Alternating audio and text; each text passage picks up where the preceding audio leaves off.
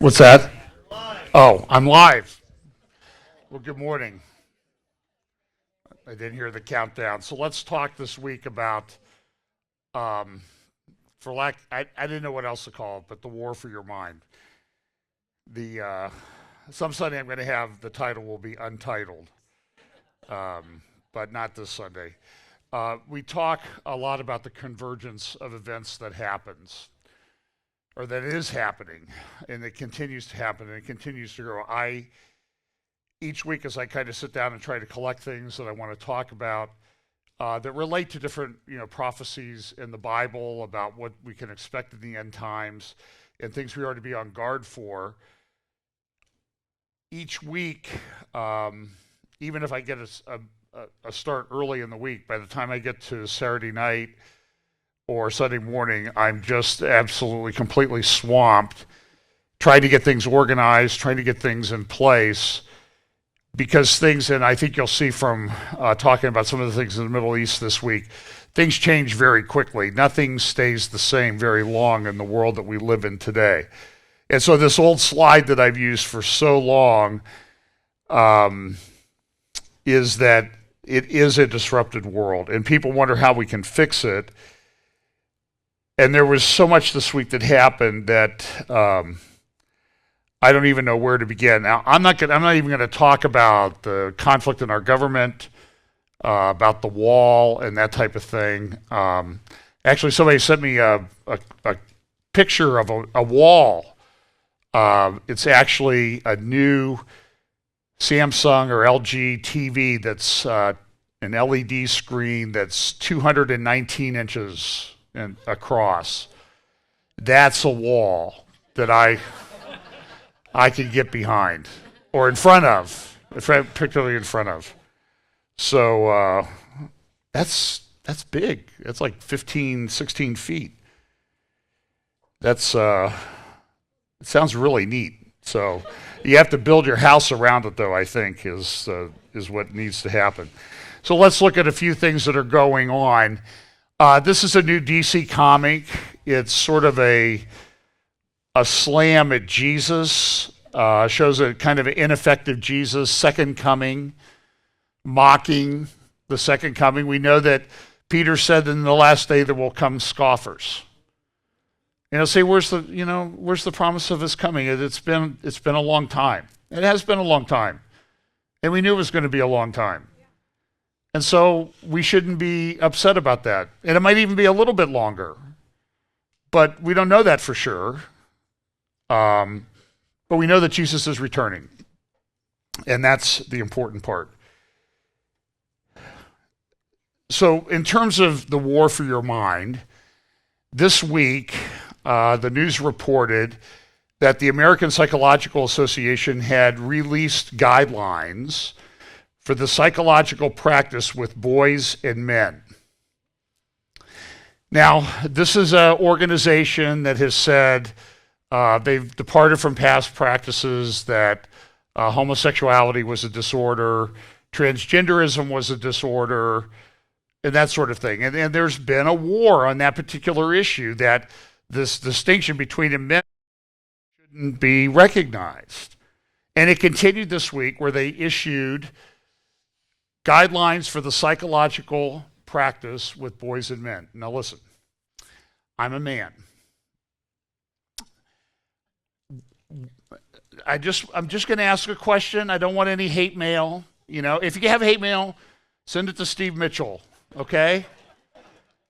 And complain to him. Are there guidelines for women? Because I would really like to know, because I think I can't figure it all out, okay? I heard an amen out there. And but look, this is what they're trying to do, is they're trying to tear down natural, God-given distinctions between the sexes. And so here's this guideline. So here's the next, here's, for example, just guideline 1. Psychologists strive to recognize that masculinities are constructed based on social, cultural, and contextual norms.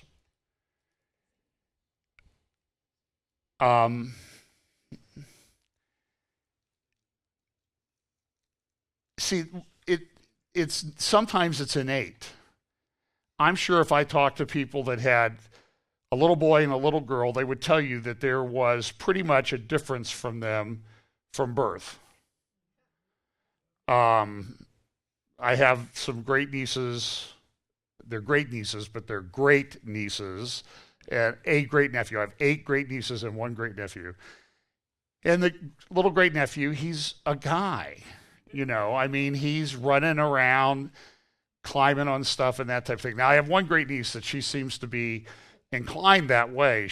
Every time I see a picture of her, she's standing on top of a table or on top of a wall or something like that. So she's probably going to be, a rock climber or something like that. But they're innately different. That's a God-given difference. But what man is trying to do is to try to break that down through many different things. So there was a article that responded to this that said this.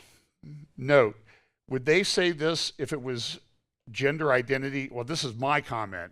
If it was gender identity, would they say this type of thing in today's age? No, they would not. They would say that it's natural, it's innate, that you are born with a man's body, but you identify as a female, or vice versa. That's innate. You can't change it. But then when it comes to males, it says, well, they learn how to be that way. And privilege and all this other stuff causes them to be that way. So here's what one of the articles has said. However, although it is true that masculinity is in part constructed, and this is somebody who's trying to give a soft analysis of what this article does. However, although it is true that masculinity is in part constructed, it is also partly innate. What is the evidence that masculinity is in part innate? Well, sex differences in cognition and behavior are found worldwide, and their universality suggests something that transcends culture. It happens in everyday life. Go shopping with your spouse. Almost said wife. Spouse. A man, I go, what's the list? And here's the list, and I go get those things, right? Okay, I might buy some candy or something that catches my eye. But when I go with my wife, it's like she wants to develop a relationship with the whole store. And it's a difference. Those little kid play areas, they need those for the men, where they could go watch TV or something. Anyway, moreover, most of these clearly map onto masculinity. For example, the tendency to being more competitive, aggressive, and interested in sports than women maps onto the male gender script of being a fighter and a winner. The tendency to working longer hours, working in male typical occupations, exploring the environment, more willing to take risks, maps onto the male gender script of being provider and protector. And this is true. This is a secular psychologist who's responding to this article and says it's really different. There is this thing, but there's this push in psychology to do things like, for example, here's an article from a couple of years ago in a psychology journal called The Gender Similarities Hypothesis. And the hypothesis is men and women are born exactly the same, and therefore we've got to overcome this cultural thing of treating them differently.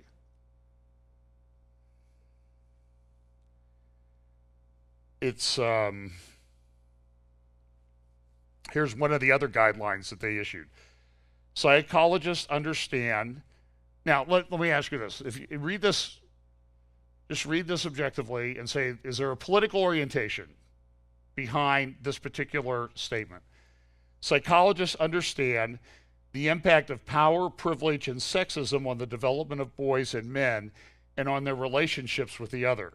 The response of the secular psychologist to this said, Guideline 3 states that in the aggregate, males experience a greater degree of social and economic power than girls and women in a patriarchal society.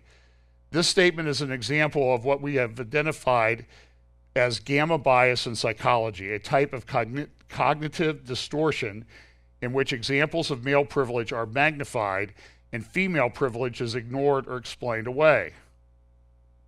Examples of male disadvantage are boys, and this is documented by research, are boys' educational achievement and the high rates of male suicide.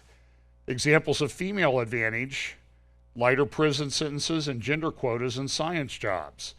In fact, recent evidence has found that men are disadvantaged in many countries worldwide, especially those with medium to high levels of development.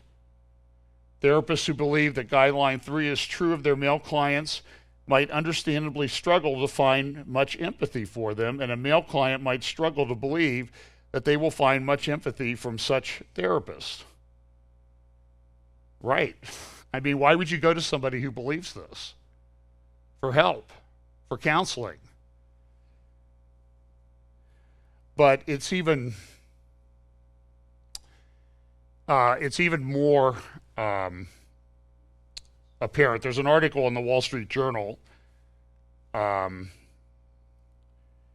It's up here. It's called "When Your Daughter Defies Biology." And what it's talking about is the fact that there has been this phenomena that's been discovered and talked about in scientific journals called rapid onset gender dysphoria. Here's what the article, this is in the Wall Street Journal, by the way, and I'm going to go back to some things I talked about many months ago where this issue came up again. But here's what the article in the Wall Street Journal says. A reader contacted me under a pseudonym a few months ago. She turned out to be a prominent Southern lawyer with a problem she'd hope I'd write about. Her college-age daughter had always been a girly girl and intellectually precocious, but had struggled with anxiety and depression. She liked boys and had boyfriends in high school, but also faced social challenges and often found herself on the outs with cliques. The young woman went off to college, which began, as it often does these days, with an invitation to state her name, sexual orientation, and pronouns. How do you want to be called? He, she, ze, they, whatever. When her anxiety flared during her first semester, she and several of her other friends decided their angst had a fashionable cause, gender dysphoria. Within a year, the lawyer's daughter had begun a course of testosterone. Her real drug, the one that hooked her, was the promise of a new identity. A shaved head, boy's clothes, and a new name formed the baptismal waters of a female-to-male rebirth. This is the phenomenon that Brown University public health researcher Lisa Lippman has identified as rapid onset gender dysphoria. And there is a growing problem with this where people, there's no problems, and then one day they came home and say, I identify as a male. And these parents are taking their daughters to doctors who are performing mastectomies on their daughters. Or they're giving them hormone blockers like that little boy that I played the clip of a week or two ago. This is madness. Believe me, there is a war for people's minds, on your mind, to get you to change what is naturally innate and common sense. This has been going on. This is an Old Time magazine from June of 2014. If we could have the full slide. The transgender tipping point. That was later followed up last year, or I guess late of 2017, 3 years later, with a Time cover, mainstream magazine, Beyond He or She. How a new generation is redefining the meaning of gender. And this is celebrated. It's cool. It's hip. Let's bring the little 11-year-old boys dressing in drag on and let them do dances like they're in some kind of bar. National Geographic has this little boy on. Gender Revolution. Special issue, The Shifting Landscape of Gender. At the University of Minnesota, He, she, or they pronouns could pose trouble under University of Minnesota campus policy. If you call someone by the wrong pronoun, if you work for the university, these were, and I don't know if these regulations actually went into effect, these were proposed by the people in charge, that if you refer to somebody by the wrong pronoun, if you work for the university, you can be fired. If you attend the university, you can be expelled. Who are the fascists in this scenario?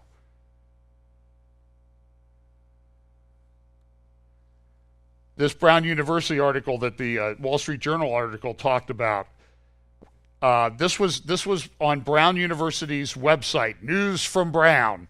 Brown researcher first to describe rapid onset gender dysphoria, and then here's her paper that was published in a journal. The Wall Street Journal followed up and said peer pressure in transgender teens.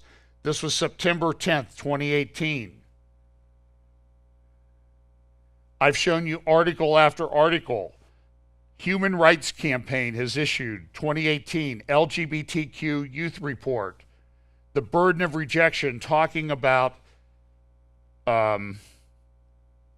allowing kids, young kids, children to go through gender change, puberty blocks. The Journal of Pediatrics noted that this is a big problem in the sense that it's causing increased rates transgender adolescent suicide behavior. And what they found is, their conclusion was, suicide prevention efforts can be enhanced by attending to variability within transgender populations, particularly the heightened risk for female to male and non-binary transgender adolescents. So here's the problem. Rapid onset gender dysphoria is occurring largely in female to male females in college or high school that want to transition. People support it, they do surgery on them, they give them testosterone, and what happens? Suicide rates go through the roof. I've cited many times, I think his name is Paul McHugh, was a psychiatrist in charge of parts of the transgender sex reassignment clinic at Johns Hopkins, which did the first sex reassignment surgery back in the 60s.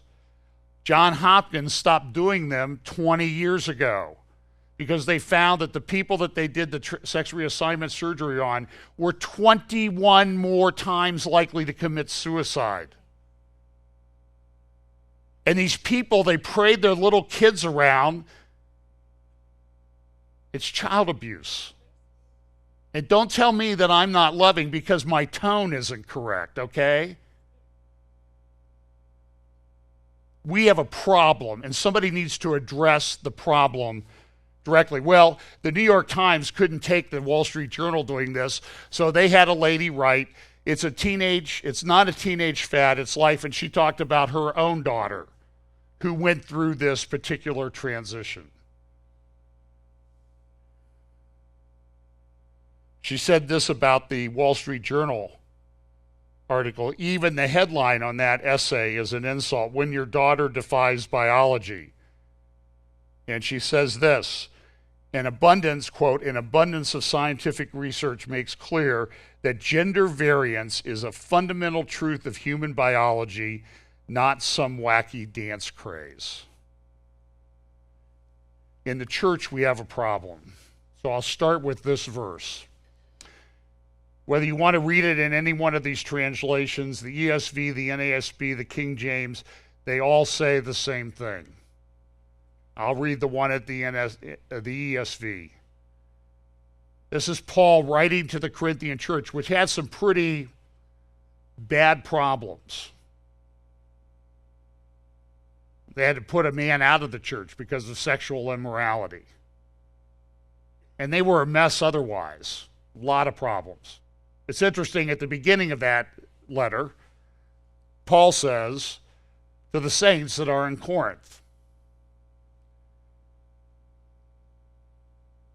And then he proceeded to correct all of their bad behavior and misconduct.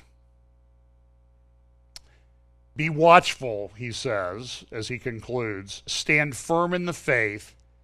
Act like men. Be strong.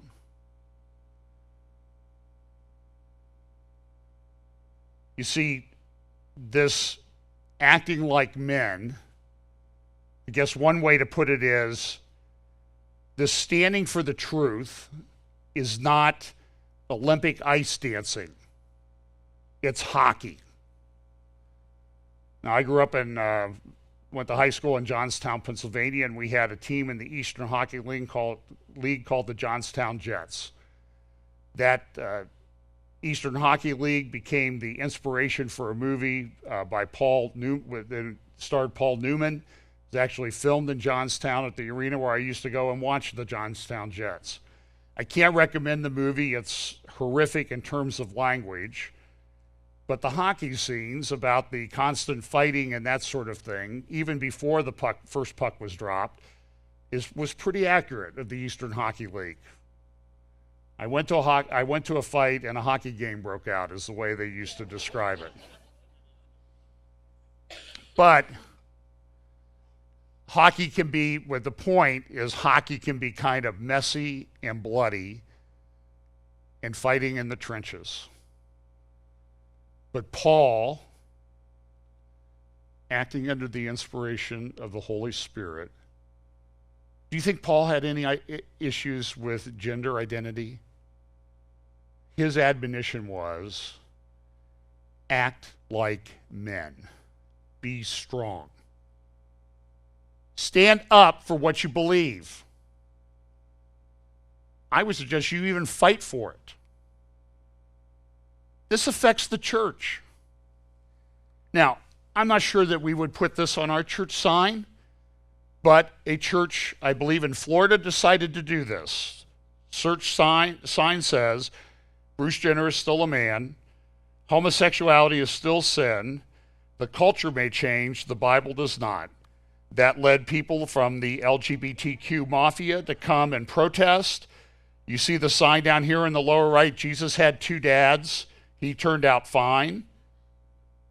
Do you think they really believe the teachings of Jesus?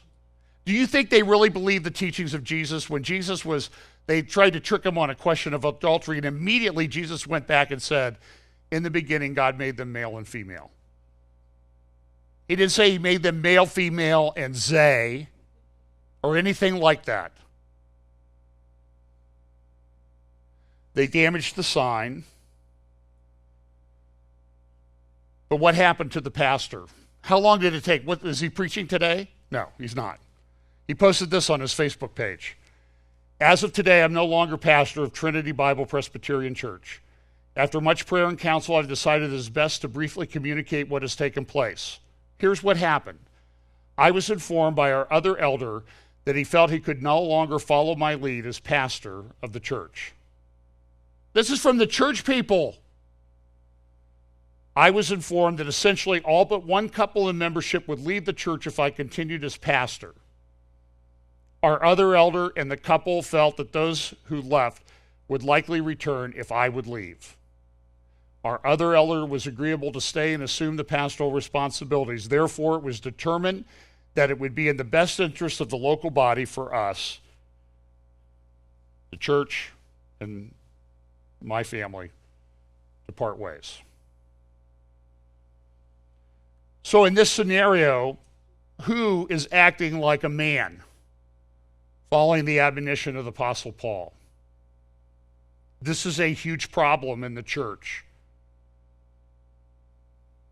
And yes, we all say things, we get a little bit hot under the collar, and we get a little emotional and everything, and I would encourage you to go read 2 John, because without truth, there can't be love. And we're all working at it. We're not perfect. But act like men and be strong. Somebody disagrees with you,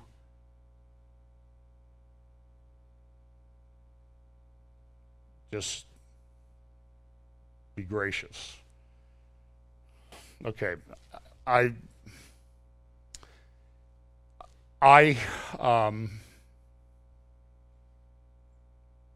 I talked to Pastor Steve about whether I should do this.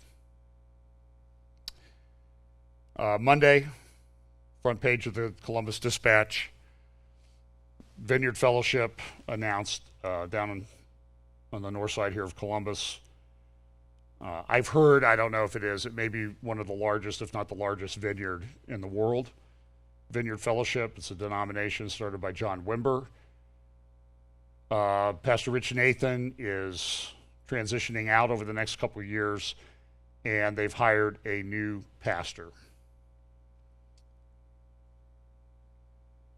Now, a few years ago, somebody said, you know, John, I know you talk about these things. I think it was 5 years ago, last summer. Vineyard is bringing in Richard Foster. We have talked about mysticism and problems with mysticism, in particular Richard Foster, and the impact that he and other mysticism proponents have had on the evangelical church. I was told while I was there that the Vineyard required all of their leadership, their small group leaders and assistant leaders and other people involved in the leadership of the church to attend. And I would guess there was somewhere around 2,500 to 3,000 people there that night. Foster said, I've known Rich Nathan, been a very good friend of his for many years. And I believe that this new senior pastor, actually it's not a new senior pastor, it's a new senior co-pastor with he and his wife. That's subject for another discussion some other time, and we'll let Steve do that one. But here's a paper that the new pastor, Eric Pickerel, wrote for his Master's in Theology, Center for Evangelical and Reformation Theology at the University of Amsterdam. His supervisors was someone from the university there in Amsterdam, VU University Amsterdam, and Professor Scott Sundquist, Dean of the School of Intercultural Studies and Professor of World Christianity at Fuller Theological Seminary. The paper was written almost right around the same time or submitted and I guess approved or whatever. The publication date is almost the exact time when Richard Foster appeared at the Vineyard. And I'm pretty sure that the pastor who sort of ran that meeting was this new pastor. So I want to just read, and we'll talk more about this because I think this is very serious things. This is a huge divide in evangelicalism today. I know from Pastor Steve, it's how Pastor Steve and I first met 10 years ago or so, concern about this rise of mysticism under the guise of spiritual formation coming in to churches that we had long been associated with and grown up in all of our lives. Speaking out against that, by the way, has not come at some cost, without cost. People don't accept your concerns about this. And I could go for hours right now. I won't do that. But I will just sort of read for you some of the parts of the paper as to what he proposes, this new co-pastor, what will take place. Develop models of mystagogy. Now, a mystagogue is someone who undergoes some kind of initiation rite into an order. You can look it up, mystagogy. It'll tell you what it means. And if I'm mispronouncing it, I apologize, but don't ever discount what I'm saying based on the fact that I may not pronounce something correctly. The sixth lesson that we should engage in developing models of mystagogy that can connect with late modern urban secular mystics. The paper starts off talking about the great example of Bono, who sang a worship song based on, I believe it was Psalm chapter 40 when he was at some big concert, Bono from U2. Below, I offer some starting points for missional communities. As we have already discussed, there are several points, and listen, I've written about this, and I've been, John, that's not what's happening. You don't understand. This is not where people are going. Oh, no. This is just discipleship. So here's the paper. You decide. Was I right or wrong when I said that this is where it was going? As we have already discussed, there are several points of connection that we have with secular mystics. The silent retreat that we experimented with in this research is one of a myriad of practices to try. These are things for the church, the evangelical church, to do. But there are many others. See Table 4. And even these ideas are either a starting point or a non-starters depending on the context one finds him or herself in. You see that kind of subtle shift there where truth is dependent, right or wrong is dependent on the context. What is important to begin to make is to make it practical and to ask how one can begin connecting to the spiritual longings of the secular mystics in one's own community. And after connecting with them, to help them move into a fuller Christian faith. And it talks about personal development, spiritual direction. It also goes on and makes some things as, what can we do? A meditation course could be offered centered on apophatic prayer.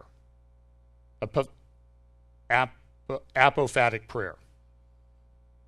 Which is, well, I'll tell you what that is in a moment. Which is a type of prayer where there is little or no content. Now, when Jesus gave direct instructions to the disciples, when you pray, pray like this. And in fact, he gave a couple of examples. One, don't pray with repetitions like the pagans do, who do repeat the same thing over and over and put themselves into an altered. Even Jesus knew that would put them into an altered state of consciousness. And he said, pray like this. Our Father who art in heaven, etc. Did Jesus ever say, I want you to pray with little or no content? The goal, he says, is to empty the heart and mind so God can be present. One of the great examples of apophatic prayer is described by an anonymous 14th century Englishman called the cloud of unknowing. This is rank Roman Catholic Jesuit mysticism. No doubt about it. Here's another example. Nutritional or yoga classes could be offered. I encourage you to go look up Carolyn Matriciana's great work on yoga.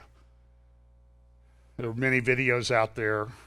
I knew her, Carol, and she grew up in India. She knew what yoga was about.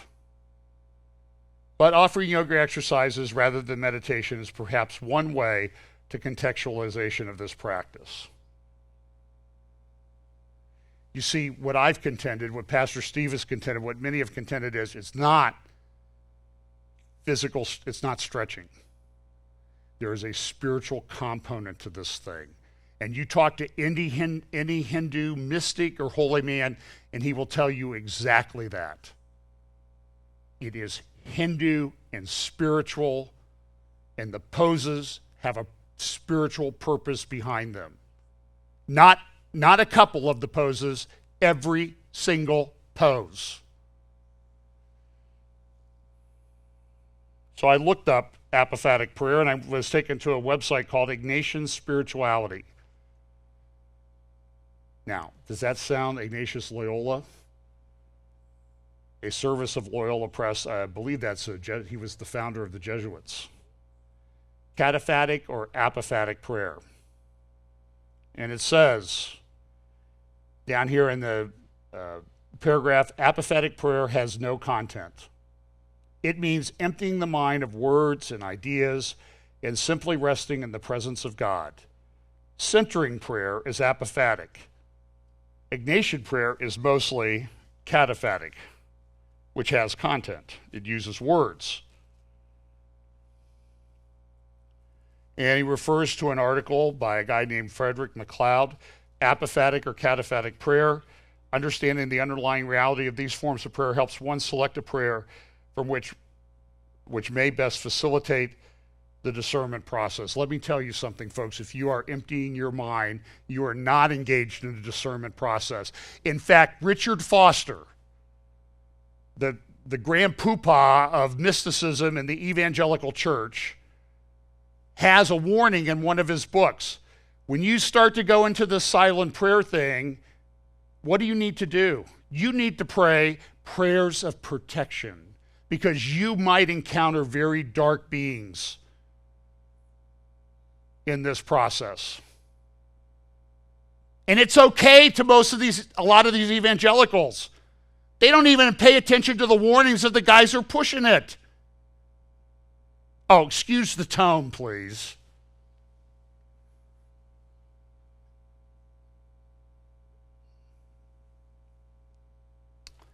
So he goes on to say, the purpose of this chapter on mystagogy in his paper is to demonstrate the findings of a limited social research project. The project was designed to test the hypothesis that I've been working on throughout this thesis, that the recovery of mystagogical approach to evangelism can be particularly helpful for helping late modern secular mystics move towards faith in God. Here's some more things, what we can do. Moving more associational practices are various kinds of groups where people are more interactive in community. Women's spirituality group. A group could read the writings of great mystics of Christianity. Teresa of Avila, Teresa of Lisieux, Catherine of Siena, Madame Guyon, Simone Weil. Spiritual wellness. A spiritual wellness group where people would be introduced to the spiritual exercises or beginning to learn and practice forgiveness and repentance as keys to wholeness. Enneagram. I've talked about this in the past. This is what Andy Stanley was pushing out to all the pastors at his Catalyst West conference in Dallas in 2014. I've documented it. You got a coupon for 3 Enneagram tests. Go look up Enneagram. Go to the Enneagram Institute. What are they about? This is based on New Age mysticism, ancient New Age mysticism. No connection to Christianity with that stuff. And yet here's pastor of supposedly the second largest church in America pushing this on pastors, 16,000 pastors and leaders who attended it. And did you hear a hue and cry, anybody expressing any concern about it? We have a problem, folks. A huge problem. There was an article this week. I saw it all over the place. Andy Stanley says we don't need the 10 Commandments anymore. We just need one commandment, love one another. Well, okay, so I'll grade on the curve and I'll give him credit. Okay, he believes that the last 6 commandments of the 10 Commandments of the Decalogue probably are subsumed under that, according to Jesus, subsumed under that one. But nobody ever talks about love one another. What about love God above all else? Why do they never talk about that? By the way, in China this week, there was a couple stories. There's tremendous persecution going on there. Pastors are being put in prison. I'm sure they're being executed, tortured, whatever. China put out some regulations that they want around schools, they want church-free zones. Okay, we have drug-free zones, and in some communities they have zoning things so you don't have like strip clubs and bars around schools and that type of thing. So China will do churches because they're going to damage people. And then China said, listen, there was one church that had the 10 Commandments, and they said, you got to take the first one out. You shall have no other gods before me. So the atheist Chinese, it always amazes me that they don't believe in God, but if you believe in God or the Bible, and they don't believe in the Bible, so they have to remove it. So a book, what they say is fantasy, they got to get rid of. But DC Comics on the Second Coming, let's put that on TV. It's, now I'm ranting.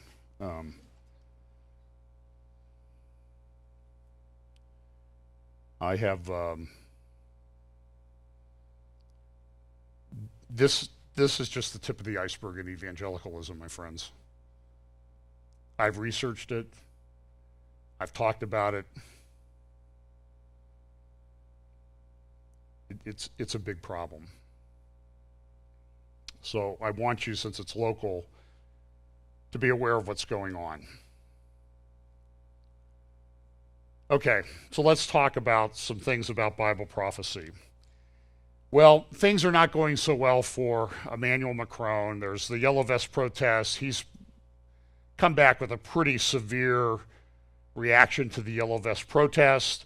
I also saw an article this week, don't even have a link to it up here, that France and Germany are entering into a pact about sharing defense capabilities. I think it's something that's worth watching.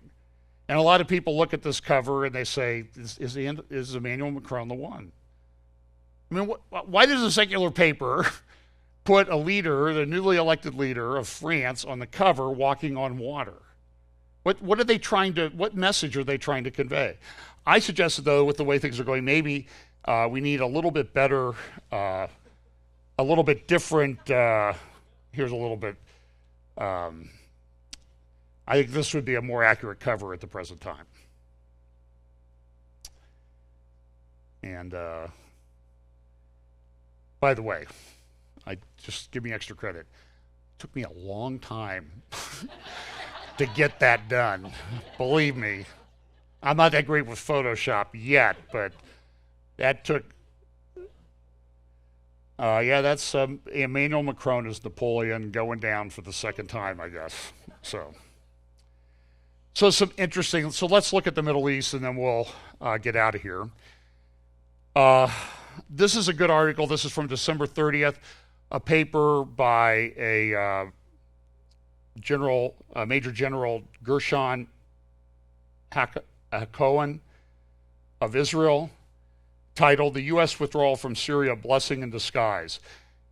So, and I want to focus a little bit on what's going on in Syria because it does relate to Bible prophecy, and everybody, is this Ezekiel 38 and all this other stuff, and how does the U.S. play into this? And let me tell you something. Somebody sent me some articles, and I put them in, a little bin to read a couple days later. By the time I read them a couple days later, the shelf life had expired on those articles because things had changed. So everybody says, Trump's doing this, and people are upset. People thought it was good. And by the way, have you ever noticed when a political issue or even an eschatology issue comes up right now, there's all of a sudden there's a lot of different opinions. The Laodicean church, which I think is probably most indicative of the type of church at the end times, Laodicea means the people's opinions. Everybody, have you noticed that everybody kind of has an opinion? And everybody's willing to fight to the death for their opinion? Even when you show them that got some problems with that, but and pretty soon if you don't agree with the opinion, then, well, you must not be saved. So so for example, arguments on the timing of Ezekiel 38, 39, the timing of the rapture, the rise of the Antichrist, everybody's got an opinion. This is the way it's going to work out. And I have my own opinions, you know that, but I sort of look in terms of probabilities right now and how things are unfolding because they're future events. And so until they happen, we're not sure. So the example I've often used is the passage in Isaiah where it says, "A young woman shall conceive."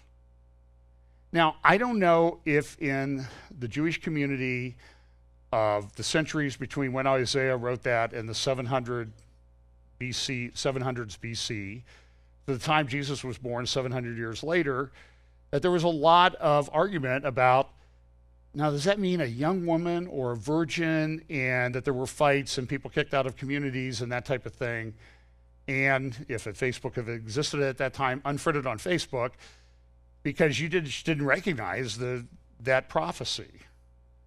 And I think it took Matthew really writing, I think it was Matthew, and this was fulfilled, the prophecy of Isaiah, "Behold, a young woman shall conceive," or a virgin shall conceive.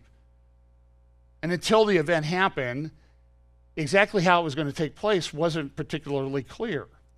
And I think it's that way with eschatology. So look, I have my own opinions. I'll defend them. I'll argue with them. I'm a lawyer. I love arguing. People pay me to do it. Sometimes, don't tell anybody, I do it for free. My partners won't let me know. So it just shows there's a shifting, things are happening and developing so rapidly. So I think we have eschatology with broad parameters that tells us how things are going to happen.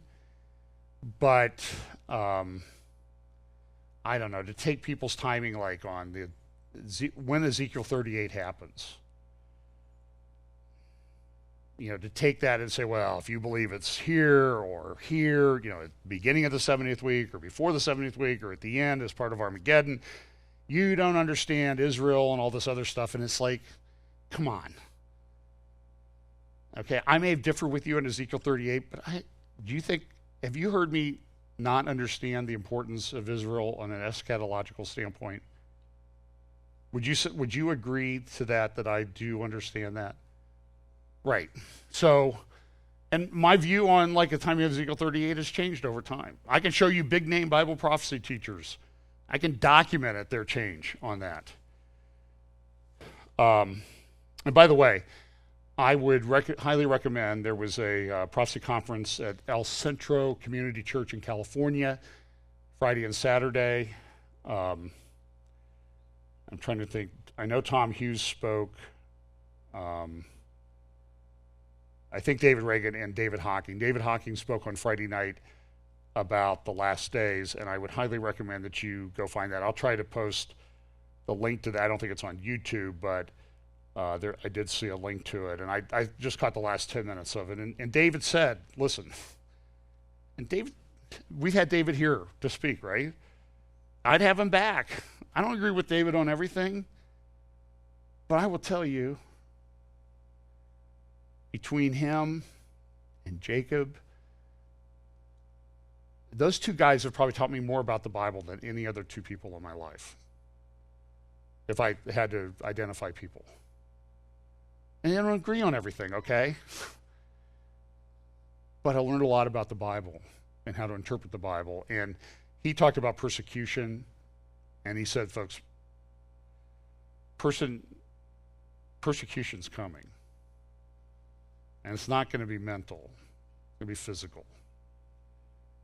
We need to prepare our minds and hearts for that. I should have put up the picture of the beach. The guys kneeling there in front of the ISIS roots and orange jumpsuits. I posted this once. I did. It's maybe the only meme that I've ever done. The picture with the words. And I said this. A place where there are no eschatology arguments. Because those people, testimony was, the words off all of their lips were Jesus. They might have been raised Orthodox, they might have prayed to icons, but at the end of their life, they were trusting Jesus. Think about that. So, U.S. withdrawal from Syria, blessing in disguise. According to Israeli security experts, the article says the U.S. withdrawal has left Israel alone in the battle against Iran's military entrenchment in Syria. True enough, but this setback can potentially entail an important silver lining. For the sooner Israel recognizes the precariousness of a regional Pax Americana, the sooner it will grasp the futility of painful territorial concessions in the West Bank, let alone on the Golan Heights. What Israel needs most from the U.S. at the present time is political and diplomatic backing in support of its vital natural interest, primarily supports for its continued hold of the Golan as a vital condition for its defense, and a cessation of pressure for further territorial withdrawals in the West Bank. With luck, Trump's Syria turnaround might catalyze a shift in U.S. regional strategy in this direction. And this general, retired general, says, listen, or maybe he's in the reserves. We have a problem, and all these peace plans and all this other stuff, they haven't worked. So maybe we need some other thinking. And so maybe Trump's withdrawing troops from Syria, as much as consternation as that causes us here in Israel, maybe it'll get us thinking. And I think that's a good thing. But, the other thing that's interesting is it appears like when in Ezekiel 38, 39 happens, Israel's standing alone. So this guy's recognizing, whether he knows that passage or not, he's saying, maybe now that we're kind of standing alone, it'll help us to think through this. Kind of interesting. Here's an interesting article. Will Netanyahu go to Riyadh? I want to watch the live stream of that if it ever happens. This is from the Wall Street Journal the other day. And it says a meeting between Israel's prime minister and Saudi Arabia's crown prince would make sense. It would be a bit of a diplomatic earthquake if it happened, particularly in the Saudi capital. Did you see the videos this week of all the plague of locusts that hit Mecca and the Holy Mosque and that type of thing? I mean, piles of these locusts. I don't know if it fulfills a Bible prophecy, but it was interesting that in the Jewish community this week, the reading involved the plague of locusts that happened in Egypt. This kind of coincidence, they always say coincidence isn't a kosher word, so it happens all the time. A great article by Jonathan Spire, Behind the Lines, Will Turkey Invade Northeast Syria? The prospect of Erdogan making a move is a concern for Israel, but significant obstacles remain before a Turkish push south. Turkish push south. And I agree with a lot of this article. There will be a link in the video description. He says this: for a number of reasons, the prospect of an early large-scale entry of Turkish forces into northeast Syria now seems less likely than it did a couple of weeks ago. So when Trump, I think it was December 14th, announced we're withdrawing from Syria, a lot of the Kurds were really, what's going to happen? We're going to be destroyed. Turkey's going to come in here. And here we sit, we're a month later, and Turkey hasn't invaded yet. Because other people stepped up, Russia kind of intervened, Iran, Saudi Arabia was talking about sending troops, Jordan was talking about sending troops, and the Kurds in that area of northeast Syria they went to Assad and Russia and said, hey, we got to make a deal. This was in yesterday's papers, the Washington Post, New York Times. Pentagon says exit from Syria has begun. American equipment, not troops, begins exiting Syria amid chaos. And boy, to say that it's amid chaos is a bit of an understatement. In fact, front page center, New York Times yesterday, as U.S. pulls back, Mideast faces new era. Moscow and Iran filled the void to mold future of the volatile region. And that's part of the alignment that we would talk about is coming to fruition, I think, in Ezekiel 38, 39. Jonathan, in his article, though, says this: the U.S. timetable and the precise nature of U.S. intentions remains something of a mystery for friend and foe alike. And she talks about the fact that there are a couple things that he talks about. One is, what's Russia's stance? And he says, here's a spokesperson for the Russian Foreign Ministry, Maria Zakharova, unambiguously expressed the stance that Russia is the key power broker in all of this. Jonathan says this: Moscow evidently wants to be able to present the Syrian war as an effectively over as soon as possible. A new standoff between a large Turkish-controlled area of North and East Syria and the Assad regime would not facilitate this. Erdogan said on Wednesday that he will visit Moscow in the near future, presumably with the intention of clarifying this matter. And listen, this is an article, I've cited this before, from Foreign Policy back in 2015, where they were talking about maps that were appearing on Turkish television. So you don't necessarily, when you're sort of analyzing these things, they put up a map, and the purpose of looking at the map is to kind of gauge from that what their intentions are. So Turkey was putting up these maps on television, and saying, that we're gonna expand, at least partially expand, the Ottoman Empire. And this is a very difficult thing for Erdogan to navigate because Ataturk is really lionized in Turkey. You can't speak against the founder of the Turkish Republic from 1923, Ataturk. You do that at risk of being imprisoned for life. So Erdogan has had to kind of navigate because, so they've sort of backdoored criticism of Ataturk by saying, he entered into this Treaty of Lausanne and we didn't get the territory that we should have had. And so this is one of the maps that was put up back at that time. And you see that that's not the Turkey that exists today. Okay, you see down here in Syria from like Aleppo all the way over to Kirkuk, south of Mosul. That's what Erdogan was essentially tipping off. That's what I want to occupy as part of Turkey. That includes the Kurdish region there, north of Mosul, Kirkuk, that's Kurdish. And so he was tipping it off. So you always have to pay attention to this. So this is from the Arab Weekly. This was published just last night. Sapan Himo, commander of the People's Protection Units of the Kurdish people, has reached out to Damascus. Here's what the article says. The senior military figure in the Kurdish YPG has been leading a delegation taking part in Russian brokered talks with Assad regime representatives in recent days. Kurdish sources close to the SDF, Syrian Defense Force, confirmed that if forced to choose, the Syrian Kurds would prefer to allow the Assad regime to resume control of their areas of control rather than face an onslaught from the Turks.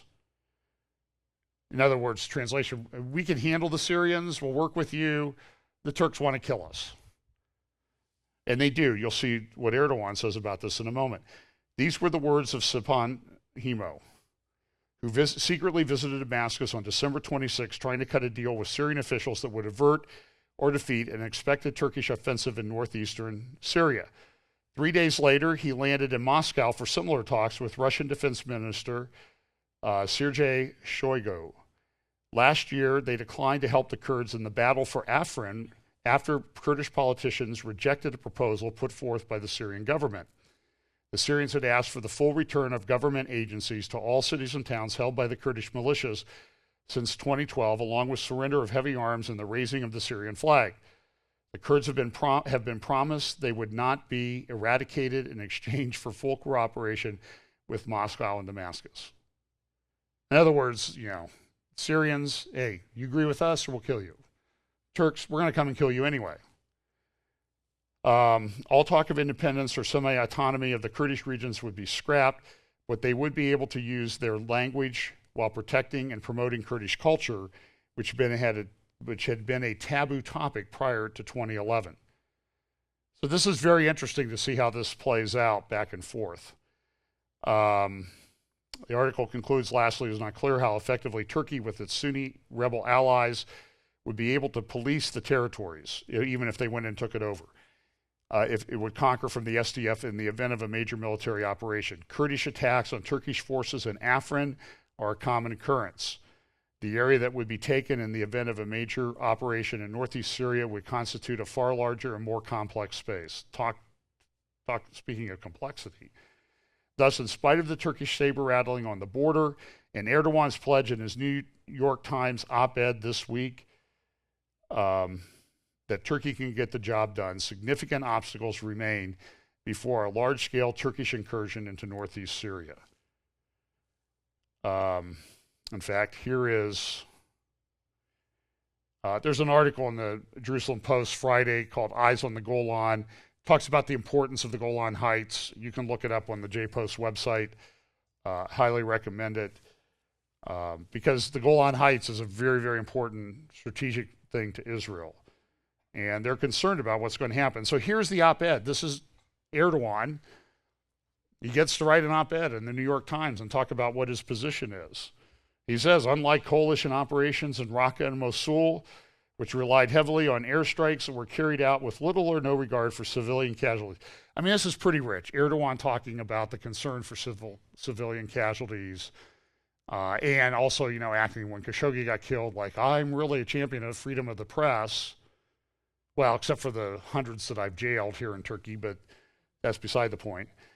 Turkish troops and fighters of the Free Syrian Army went door to door to root out insurgents in al-Bab, a former stronghold of the so-called Islamic State.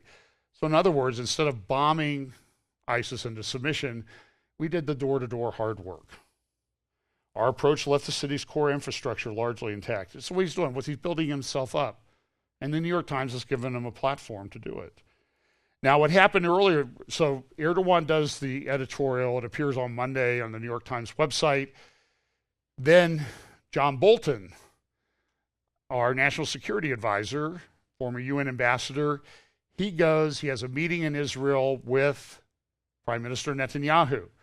One of the topics that they talked about at their news conference, you can find it online, said, look, we're going to protect the Kurds. We don't want the Turks to come in here.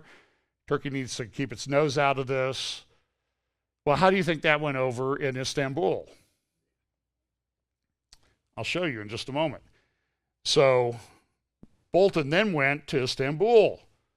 Erdogan refused to meet with them. This is a significant diplomatic snub. And Erdogan blasted Bolton for what he did, for what he said. It is not possible, he said. For some reason, I'm missing I had a very nifty video on this. Apparently, I forgot to put it in. Here's what Erdogan said in front of the Turkish parliament in Istanbul. It is not possible for us to accept and stomach the message Bolton gave from Israel. This really upset Erdogan.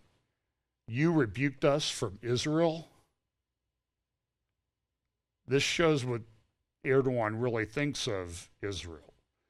Regarding this matter, Bolton has made a serious mistake, and whoever thinks like this has also made a mistake. It is not possible for us to make compromises on this point. Those who are part of the terror corridor in Syria will receive the necessary lesson. There is no single difference between, and these are, the first few are Kurdish groups, the PKK, the YPG, the PYD, and Daesh, ISIS. In Erdogan's mind, they're all the same because they stand in the way of him taking over that area. He wants to expand Turkey. There's no single difference between these. Well, then the question was asked, this was on Haaretz, so is Turkey still an American ally? Who knows? Now,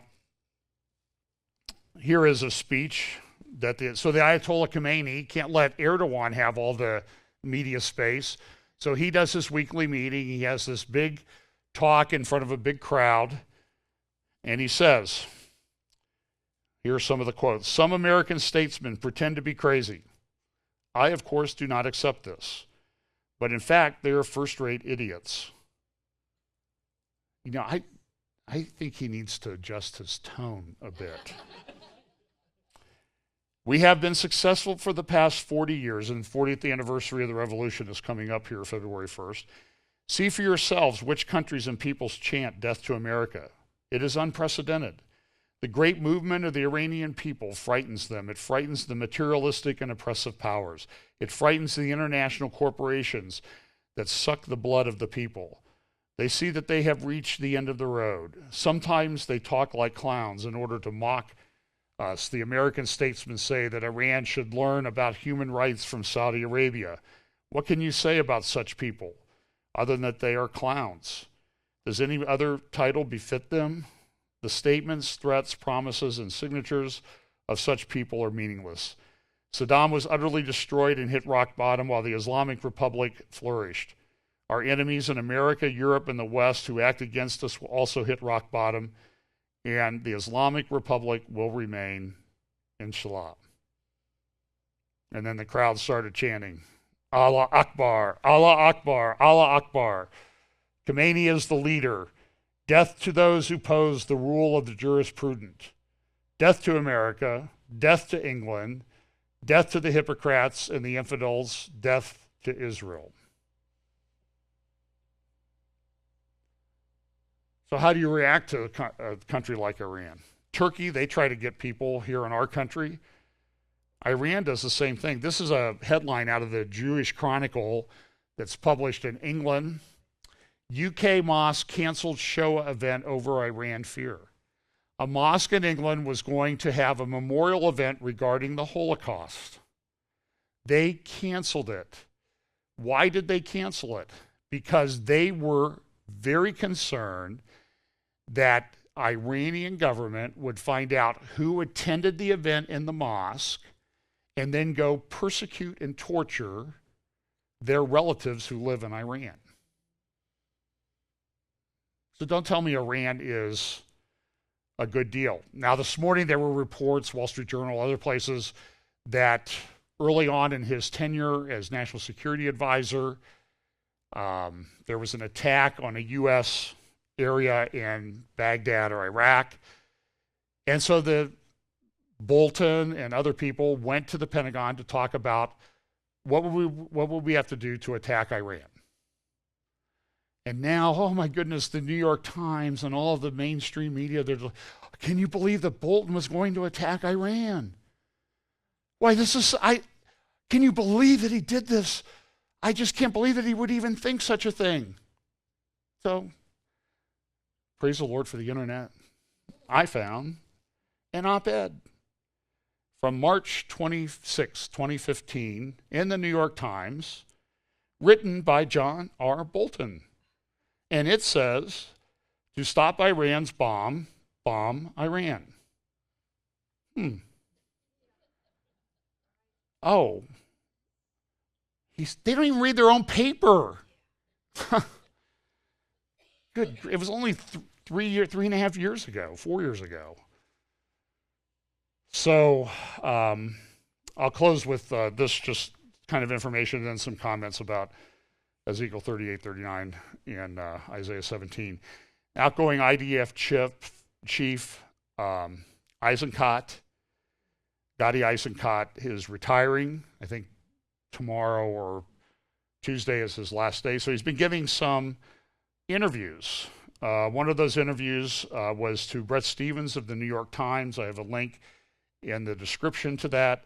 And he said, listen, when it comes to what's going on with Iran and Syria, we struck thousands of targets without claiming responsibility or asking for credit. So there's been a lot more going on than we even knew about. So says Gadi Eisenkot about the Jewish state's undeclared and unfinished military campaign against Iran and its proxies in Syria and Lebanon. For his final interview, before he retires, the general has decided to claim responsibility and take at least some of the credit. Eisenkot said this is what Bret Stephens says. And Bret Stephens is pro-Israel, but he's virulently anti-Trump, so just always filter what he says through that. Eisenkot's central intellectual contribution in fighting the Iranian influence, is the concept of this campaign between wars. The idea that continuous kinetic efforts to degrade the enemy's capabilities both lengthens the time between wars and improves the chances of winning them and when the war comes. He also believes that Israel needed to focus its efforts on its deadliest enemy, Iran, as opposed to secondary foes such as Hamas and Gaza. In January 2017, Eisenkot obtained the government's unanimous consent for a change in the rules of the game. Israel attacks became near daily events. In 2018 alone, the Air Force dropped a staggering 2,000 bombs. That May, Soleimani attempted to retaliate by launching more than 30 rockets toward Israel, at least 10 more than what has been previously reported. None reached its target. Israel responded with a furious assault that hit 80 separate Iranian military and Assad regime targets in Syria.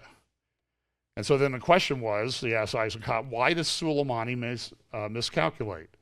Stephens says, Eisenkot suggests a combination of overconfidence based on Iran's success in rescuing Assad's regime from collapse and underestimation of Israel's determination to stop him based on what? The West's history of shrinking in the face of Tehran provocations, like the Iran nuclear deal that was pushed by all of Europe, the West, the Obama administration, etc. Eisenkot said his error was choosing a playground where he is relatively weak. We have complete intelligence superiority in this area. We enjoy complete aerial superiority. We have strong deterrence, and we have the justification to act. The force we faced over the last 2 years was a determined force, he adds, but not very impressive in its capabilities. And then there's also a companion article, the Eisenkot Doctrine, in the Jerusalem Post on,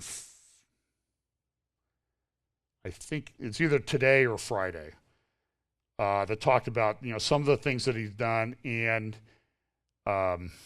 what the result will be. And here's what Eisenkot said in that article.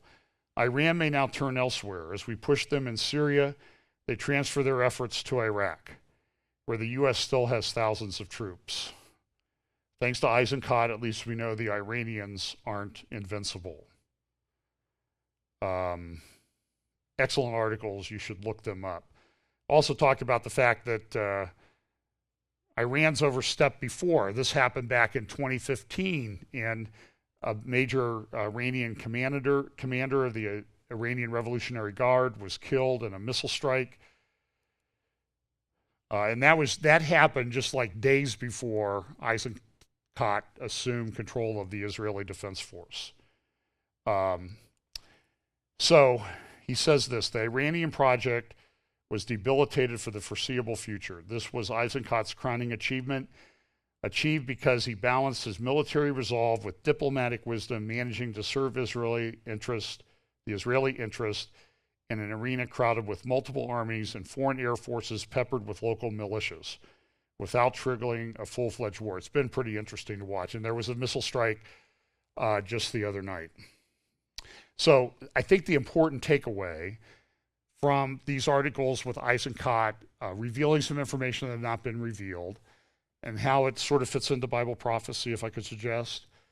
So we look at Ezekiel 38 and 39, Isaiah 17 all the time, and they're very important prophetic markers. And the question is it going to happen next week? Is it going to happen in 2 days?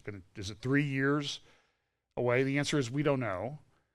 But I would just suggest to you that one of the key phrases in the Ezekiel 38 passage, now remember, Iran has been debilitated. They've actually started to pull back out of Syria.